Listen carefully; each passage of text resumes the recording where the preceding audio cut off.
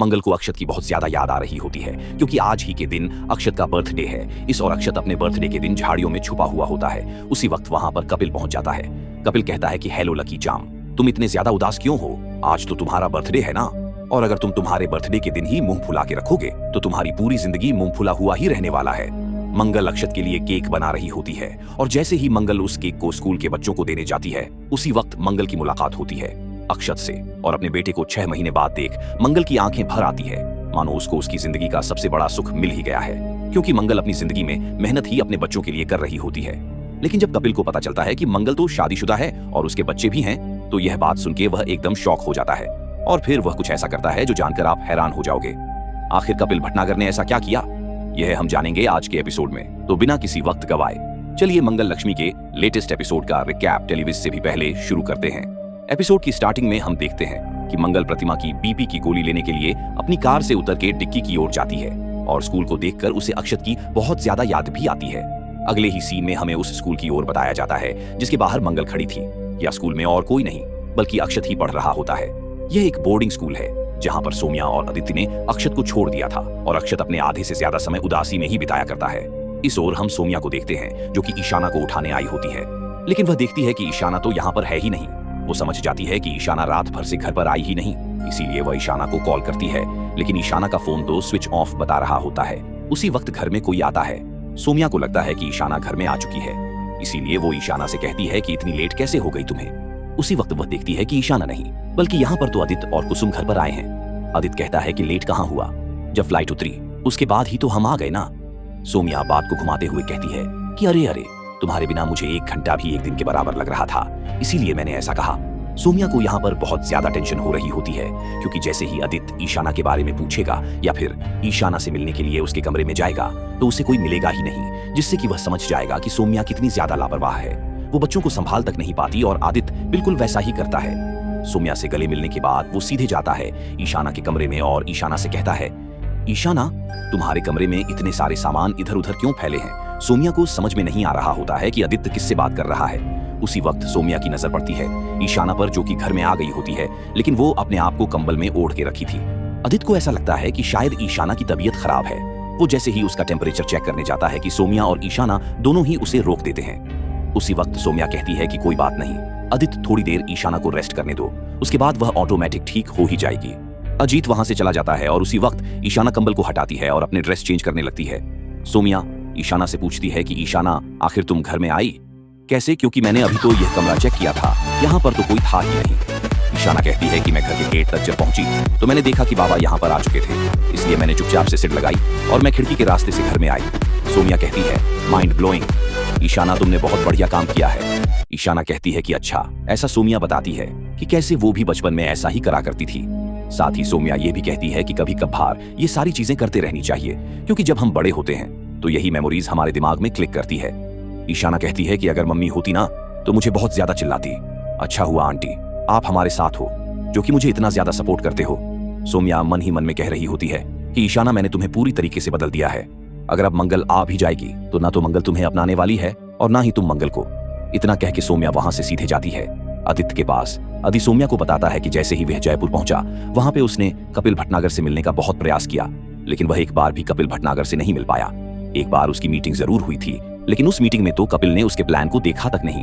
सोम्या कहती है व्हाट, कपिल भटनागर ने तुम्हारे प्लान को देखा तक नहीं, तुम्हारे बिजनेस के बारे में पढ़ा भी नहीं, मतलब पैसे वेस्ट हो गए वहां पर जाने आने के। यहाँ पे आदित्य का मुंह थोड़ा सा उदास हो जाता है क्योंकि सोम्या बार बार हर चीज के बीच में पैसों को ले आती है। आदित्य कहता है कि सारी चीजें हुई है उस इवेंट के चक्कर में। मैंने उस इवेंट में कपिल भटनागर की जो रिप्रेजेंटेटिव थी उनको भला बुरा कह दिया था। लगता है वह बहुत ज्यादा रेपुटेड लेडी है, इसलिए कपिल भटनागर उनकी इतनी ज्यादा इज्जत करता है। मैंने बाद में उस लेडी से मिलने की भी कोशिश करी, लेकिन अर्जेंट काम आने के चलते मुझे वो मीटिंग छोड़कर ही जानी पड़ी। आदित्य और सोम्या की बातों बातों में ही आदित्य को याद आ जाता है कि आज तो 16 तारीख है, यानी अक्षत का बर्थडे है। आदित्य यहाँ पे सर पकड़ लेता है और कहता है कि आखिर मैं कैसे भूल गया कि आज डे है, मैंने तो उसको फोन करके विश नहीं किया। वो बहुत ज्यादा परेशान हो रहा होगा। वैसे ही हमने उसको बोर्डिंग स्कूल में भेज दिया है और हमारी उससे मुलाकात भी बहुत ही कम होती है। सोम्या कहती है आदित्य रिलैक्स रिलैक्स करो, अगर लेट हो गया है तो अभी फोन करके विश कर दो ना, या फिर मैं एक काम करती हूँ उसके बोर्डिंग स्कूल में उसके अकाउंट में कुछ पैसे ट्रांसफर कर देती हूँ जिससे कि वो वहां पर कैंटीन में एंजॉय कर लेगा। आदित्य कहता है कि सोमिया तुम क्या कह रही हो, आज उसका बर्थडे है, आज तो हमें उसे मिलने जाना चाहिए। सोमिया आदित्य को कहती है कि मिलने जाने की क्या ही जरूरत, तुम उससे कॉल पर बात कर लो ना। फिर हम देखते हैं कि आदित्य लगाता है सीधे अक्षत को कॉल, यानी वहां पर जो गार्डियन होती है जो कि अक्षत की देखभाल कर रही है उनको कॉल लगाता है। आदित्य कहता है कि मैं आदित्य सक्सेना बोल रहा हूँ और मुझे मेरे बेटे अक्षत सक्सेना से बात करनी है। वो लेडी अक्षत को फोन देती है और कहती है कि बेटा तुम्हारे पापा का फोन है, बात करो। अक्षत अभी भी बहुत ज्यादा उदास होता है। अक्षत की जिंदगी अभी ऐसी चल रही है कि वो कोने में बैठा रहता है और पुरानी पुरानी चीजों को याद कर रहा होता है। आदित्य यहाँ पे अक्षत से माफी मांगता है और कहता है कि बेटा मुझे तुम्हारा बर्थडे याद था और मैंने बहुत बड़ा सरप्राइज भी प्लान किया है, लेकिन एक अर्जेंट मीटिंग होने के चलते मैं तुमसे मिलने नहीं आ पाऊंगा।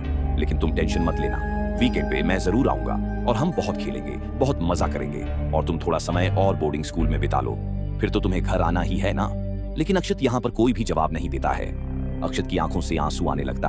अक्षत फोन को रख के वहां से भाग जाता है। इसी वक्त वो लेडी आदित्य को बताती है कि अक्षत बहुत ज्यादा नाराज है, आप इसीलिए वो आपसे बात तक नहीं करना चाहता। इतना कहकर वो फोन को काट देती है। फोन कट होने के बाद आदित्य सोमिया से कहता है कि सोमिया मुझे अब ऐसा लगता है कि अब शायद सही समय आ गया है जहाँ पर हम अक्षत को वापस से घर ले आए। वो 6 महीने से बोर्डिंग स्कूल में है और वहां पर उसका कोई भी पॉजिटिव रिजल्ट नहीं आ रहा है। इतना होशियार बच्चा अब एक ढब्बू बच्चा बन के रह गया है क्योंकि उसे उसके माता पिता का प्यार नहीं मिल पा रहा है। इसीलिए सही यही होगा कि हम उसको वापस से घर पे ले आए। वो बहुत ही ज्यादा सेंसिटिव बच्चा है। लेकिन सोमिया यहाँ पर आदित्य को मना कर देती है क्योंकि सोमिया नहीं चाहती कि वह अक्षत को घर पे लेकर आए, क्योंकि अक्षत आएगा तो उसे अक्षत की देखभाल करनी पड़ेगी। ईशाना जैसा सीन नहीं है कि थोड़े बहुत पैसे दिए और इधर उधर वह भटकने लग जाएगा। इसीलिए सोमिया कहती है कि हमने 1 साल की बोर्डिंग स्कूल की फीस भी भरी है और वैसे भी आदित्य पेरेंट्स को ऐसे कठोर डिसीजन लेने पड़ते हैं अपने बच्चे के फ्यूचर के लिए, और हम अकेले थोड़ी ना जिन्होंने उसको बोर्डिंग स्कूल में डाला है। कितने सारे बच्चे बोर्डिंग स्कूल में जाते हैं और वैसे भी बोर्डिंग स्कूल के बच्चों का रिजल्ट बहुत ज्यादा अच्छा भी रहता है। वो लोग फ्यूचर में जरूर कुछ ना कुछ हासिल करते हैं। जस्ट अगले ही सीन में हम अक्षत को देखते हैं जो कि पत्तों के बीच में छुपा हुआ होता है, उदास बैठा हुआ होता है। वहां पर कपिल भटनागर आता है और अक्षत से कहता है कि बेटा आज तुम्हारा बर्थडे है ना, और बर्थडे के दिन ही तुम ऐसे छुप कर बैठे हो और इतने उदास क्यों हो। तुम अक्षत कुछ भी नहीं कहता है। उसी वक्त कपिल कहता है कि अगर तुम ऐसा ही मुंह फुलाओगे ना तो तुम्हारी पूरी जिंदगी मुंह फुला हुआ रहकर ही बीतने वाली है। बर्थडे के दिन तो तुम्हें स्माइली फेस रखना चाहिए। उसी वक्त अक्षत को वो बात याद आती है कि किस तरीके से उसकी माँ मंगल भी ऐसा ही कहा करती थी। कपिल कहता है कि क्या तुम मुझे इस पूरे ही जगह को घुमाओगे, मुझे बोर्डिंग स्कूल देखना और घूमना बहुत पसंद है। अक्षत इस बात के लिए मान जाता है, लेकिन कपिल भटनागर को एक अर्जेंट मीटिंग का कॉल आता है जिसके कारण कपिल को वहां से जाना पड़ता है। जैसे ही कपिल मंगल और प्रतिमा के पास आता है वो ये सारी ही चीजें मंगल और प्रतिमा को बताता है कि किस तरीके से एक बच्चा बहुत ही ज्यादा उदास है। आज उसका बर्थडे भी था लेकिन उसके घर वाले उससे मिलने तक नहीं आए। मंगल को ही बहुत ज्यादा बुरा लगता है क्योंकि उसका बेटा जो अक्षत है उससे भी मंगल मिलने नहीं गई और आज के दिन उसका बर्थडे भी होता है। और जो मंगल ने केक बनाया होता है, मंगल सोचती है कि क्यों ना ये केक उस लड़के को दिया जाए जिससे कि कपिल भटनागर मिल नहीं पा रहे। मीटिंग के चलते कपिल मंगल को उस बच्चे का रोल नंबर और क्लास बता देता है। साथ ही स्कूल का नाम भी मंगल वैसे ही स्कूल में जाती है और वहाँ के गार्डियन को कहती है कि हमें इस बच्चे से मिलना है। और जैसे ही वह गार्डियन उस बच्चे के पास में जाती है, यानी अक्षत के पास में, अक्षत मिलने से मना कर देता है। मंगल को यह बात बहुत ही ज्यादा अजीब लगती है कि आखिर यह बच्चा कैसा है जो कि किससे मिलना नहीं चाहता। बट ठीक है, मंगल उसके लिए केक रख के वहां से चली जाती और इसी के साथ ही खूबसूरत एपिसोड यहीं पर ही खत्म होता है, इस सस्पेंस और ट्विस्ट के साथ कि आगे क्या होने वाला है। आपको क्या लगता है कमेंट सेक्शन में जरूर बताना। साथ ही आप इंडियन टेलीविजन के और कौन कौन से टीवी शोज का रिकैप देखना चाहते हैं वो भी कमेंट करना। मैं मिलता हूँ आप सभी से किसी नेक्स्ट इंटरेस्टिंग वीडियो में। जब तक के लिए गुड बाय।